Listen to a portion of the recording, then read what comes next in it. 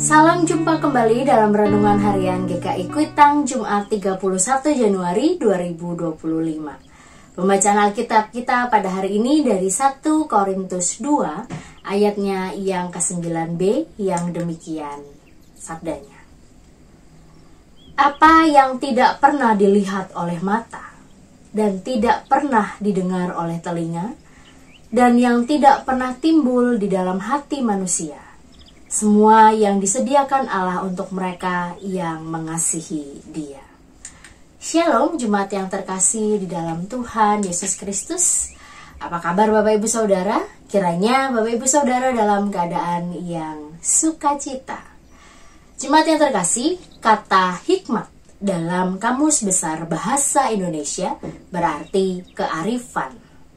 Kearifan berasal dari kata dasar arif yang berarti bijaksana, cerdik, pandai, berilmu, paham, dan mengerti. Dalam hal ini, orang-orang yang berhikmat adalah mereka yang bijaksana, yang cerdik, yang pandai, yang berilmu atau berwawasan, yang paham, dan berpengertian. Banyak sekali cara yang dapat kita tempuh untuk menjadi pribadi yang berhikmat. Salah satunya adalah dengan cara belajar dari kehidupan dan memperbanyak pengetahuan.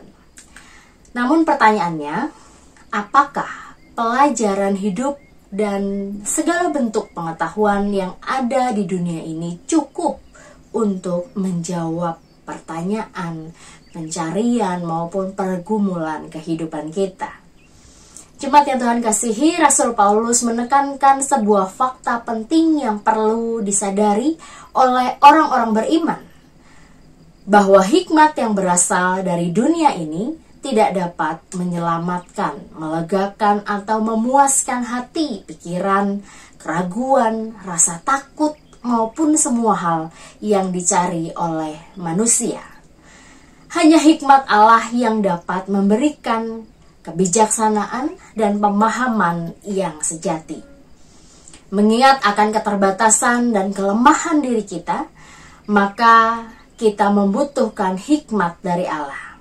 Karena melalui hikmat tersebut, kita dibimbing untuk menggunakan kemampuan dan pengetahuan yang kita miliki dengan bijaksana. Kita semua pasti berpengetahuan, tetapi pengetahuan tanpa hikmat bisa jadi tidak berguna dan hanya akan menuntun pada kesia-siaan semata. Dalam kehidupan sehari-hari, hikmat Allah hanya dapat kita peroleh melalui perantaraan Roh Kudus.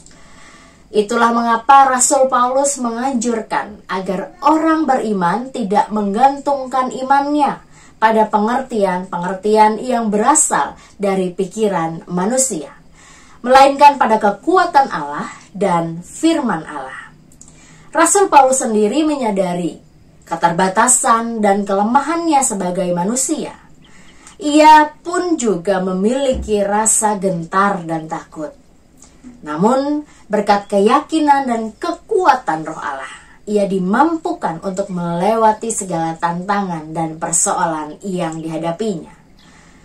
Jemaat yang Tuhan kasihi, kini marilah kita terus mengasihi Allah dan mengandalkan hikmat-Nya Allah sebagai dasar dari segala tingkah laku perbuatan kita, agar kita terus dimampukan hidup dengan bijaksana.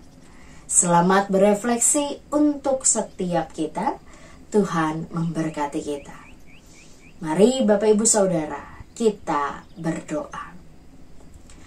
Ya Allah yang penuh hikmat, kiranya Engkau mencurahkan hikmat-Mu untuk setiap kami, agar kami anak-anak-Mu dapat menjalani, mengisi kehidupan kami dengan penuh kebijaksanaan yang daripada Tuhan saja. Biarlah tindak tanduk kami juga boleh mencerminkan karakter-karakter Allah. Ya Tuhan, inilah kami, bentuklah kami, dan mampukan kami untuk dapat tetap terus menghidupi hikmat yang Tuhan berikan kepada setiap kami. Dalam nama Tuhan Yesus Kristus, kami telah berdoa.